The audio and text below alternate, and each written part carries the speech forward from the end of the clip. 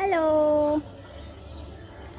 വെള്ള ചീരത്തൈ കുറച്ച് നന്നായിട്ട് ഉണ്ടായി നിൽപ്പുണ്ട്. എന്നാൽ പിന്നെ ചീര നട്ടാലോ?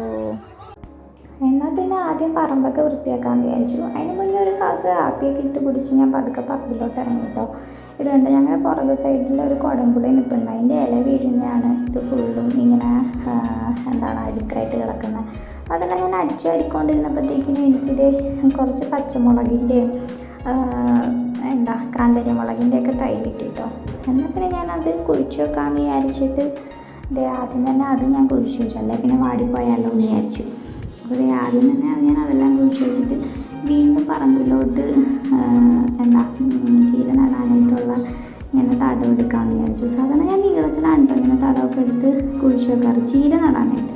ഇപ്രാവശ്യം ഞാൻ കപ്പ നടുന്നത് പോലെ ജസ്റ്റ് ചുമ്മാ ഇതേപോലെ ഇറക്കിയതുള്ളൂ. ഇത് ഞാൻ കഴിഞ്ഞ പ്രാവശ്യം ഞാൻ ടെറസിൻ്റെ മുകളിൽ ചീര നട്ടാണ്ട്. ഞങ്ങളുടെ താഴെ വെച്ച് കഴിഞ്ഞാൽ വെള്ളം കയറുന്ന സ്ഥലമായതുകൊണ്ട് പെട്ടെന്ന് പോകുക. അതുകൊണ്ട് ടെറസിൻ്റെ മുകളിൽ വെച്ചത് ഇപ്രാവശ്യം ഫുള്ളും തൈയായി. ഇത് തണ്ണിമത്തൻ്റെ തൈയൊക്കെ കിളുത്തായിരുന്നു കേട്ടോ. ഇത് കുഴിച്ചൊക്കെ ഞാൻ വെച്ചു, പക്ഷേ അങ്ങോട്ട് ഇറങ്ങാൻ പറ്റില്ല, കേസ് മഴ പെയ്തു.